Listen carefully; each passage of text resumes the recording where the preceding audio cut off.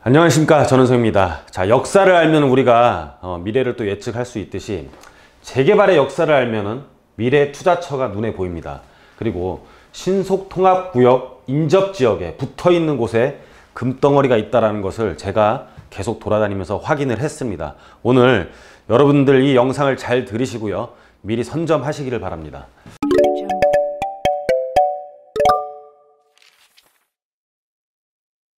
자, 재개발 관련 계획의 흐름을 먼저 볼게요. 이거를 먼저 알아야 됩니다. 이거를 알아야지만이 현행법이 어떻고 앞으로 어떻게 진행될지 예측을 하실 수가 있습니다.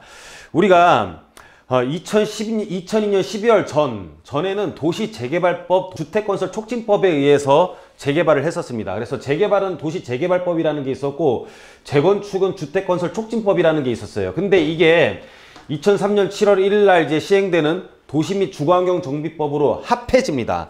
합해지면서 이때 법에서 인구 50만 이상 시도지사는 도시기본계획을 의무적으로 수립하여야 한다. 할 수 있다가 아니라 하여야 한다. 머스트 개념이에요. 그래서 이때부터 뉴타운이라는 개념이 나오고요. 뉴타운이 너무 잘 되다 보니까는 이 뉴타운이라는 것은 이명박 시장 때 한 건데 노무현 정부가 들어오면서 이런 것들이 너무 잘 되니까 슬쩍 이름만 바꿉니다. 그래서 뉴타운이랑 재정비 촉진지구, 도시 재정비 촉진을 위한 특별법이 2006년에 나오는데 사실 비슷해요. 뉴타운을 조금 더 체계적으로 만든 건데 이름이 이때 뉴타운이랑 뭐 재정비 촉진지구랑 여러분들이 아마 모호하게 생각을 하실 겁니다. 지금도 아직까지도 그렇게 명확하게 구분이 안 돼 있고 모호하게 쓰이고 있는 건 사실이에요. 그래서 대규모 개발을 할 수 있는 법들이 시행이 돼요. 근데 갑자기 2008년도에 세계금융위기가 오고요.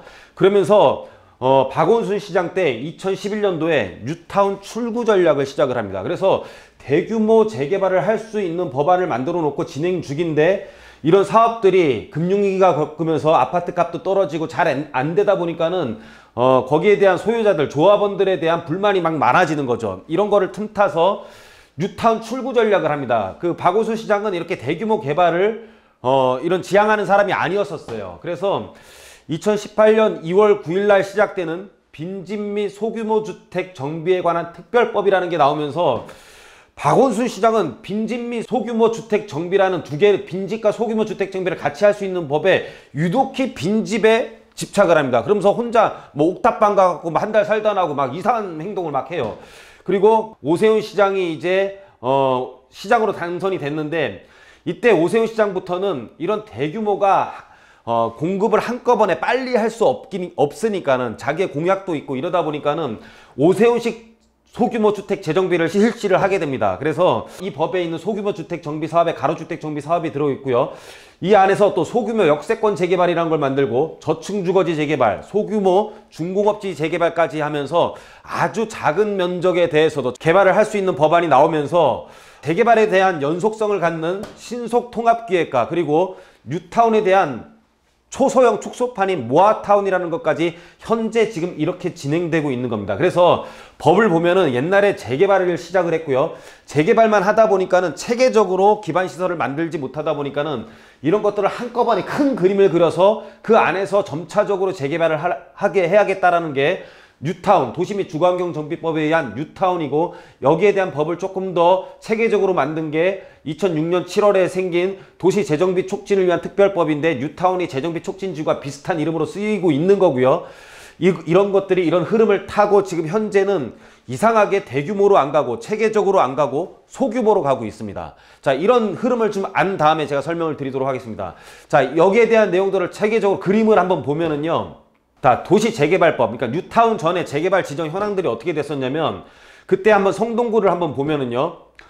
자, 이런 식으로 재개발이 쭉 되고 있는데 기반시설은 없죠. 재개발은 이렇게 붙어서 구역들이 계속 붙어서 빈 잔여 토지를 남기지 않고 다 붙어서 재개발을 합니다.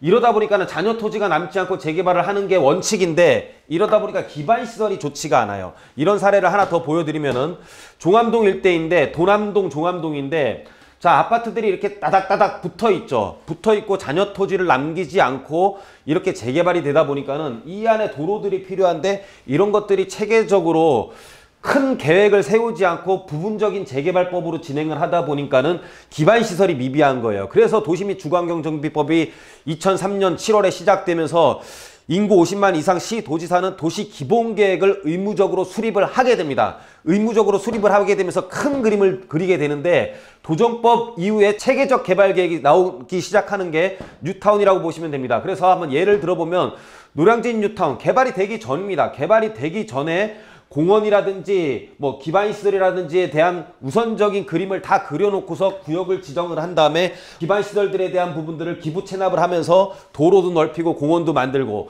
하나의 구역이 개발되면서 같이 도로를 넓혀주고 다른 구역과 같이 합쳐져서 도로를 넓혀주고 공원도 같이 합쳐져서 놓는 이런 체계적인 기본 계획들이 나오게 됩니다. 그래서 뉴타운들에 대한 사례들을 보면 흑성 뉴타운 같은 경우도 마찬가지, 개발되기 전에 이미 다 계획을 세워놓고 그 계획 안에서 조금씩 기부 체납을 하면서 나머지 퍼즐이 다 완성됐을 때는 하나의 신도시처럼 되는 게 이게 도시 및 주거환경 정비법에 의한 뉴타운 개발이라고 보시면 됩니다. 자, 가재울 뉴타운도 마찬가지죠. 가재울 뉴타운도 다 마찬가지로 개발되기 전에 큰 그림부터 그리는 겁니다. 그런데 지금 어떻게 가고 있습니까? 소규모 정비 계획 지정 현황 사례를 한번 보도록 하겠습니다.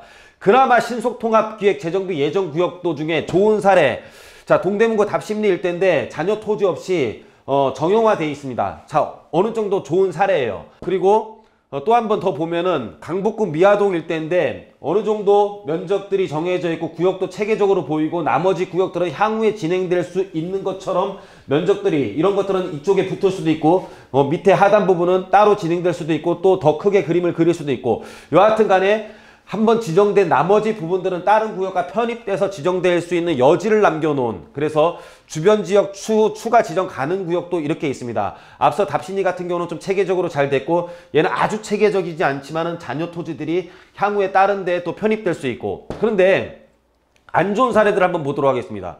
자, 이런 땅들은 앞으로 어떻게 될까요? 요런 땅들은 어떻게 되면 뭐 어떻게 되겠냐라는 거죠. 자, 잔여 토지는 전혀 불가능. 예전에는 재개발을 잔여 토지 없이 붙어서 개발을 막 하다가 기반시설이 모자라니까 체계적으로 갔는데, 지금은 정비구역 지정되는 현황들이 아주 엉망이에요.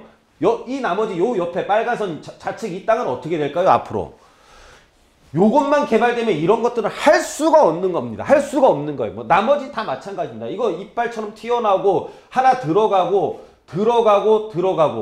정비구역 지정에 대한 현황들이 아주 시대를 거슬러서 가고 있습니다. 자, 이런 데에 노다지가 있는 겁니다. 자, 또 하나 더 보도록 하겠습니다. 아주 기형적인 모습까지 나옵니다. 자, 이건 뭐 어떻게 할 거냐라는 거죠. 어떻게 할 거냐라는 거예요, 이 사이는. 그래서 앞으로 향후에 전혀 개발할 수 없는, 다른 구역에 편입도 못 되게 만드는 이런 기형적인 선례까지 만들고 있습니다. 자, 결론 내리도록 하겠습니다. 도시 정비계획의 짜임새가 엉망으로 변하고 있습니다. 이론적 정치적으로 공급량 달성에 현실을 고려하고 있지 않고 계획만 계속 나오고 구역만 계속 지정하고 있습니다. 항상 빈틈에 노다지와 산삼이 있는 법입니다. 숨겨진 곳에 금이 있고 숨겨진 곳에 산삼이 있습니다. 저희 회사 누구보다 발빠르게 움직이고요. 누구보다 시간 많이 현장에 할애를 하고 있고, 이론과 진짜 부지런함을 바탕으로 여러분들 성공 투자하게 최선을 다하고 있습니다. 정책과 계획의 빈틈을 찾아 선점해야 큰 돈을 벌 수 있습니다. 세종국토개발에서 가장 빠르게 움직여서 먼저 여러분들께 좋은 지역을 선점할 기회를 드릴 것을 약속드립니다. 여러분들, 제가 앞으로 다 돌아다니면서 이런 지역들 공개할 건데 먼저 전화 주셔서 저희랑 상담하시고 선점하셔서 큰 부자 되시기를 기원합니다. 자, 오늘 강의는 여기서 마치도록 하겠습니다. 감사합니다.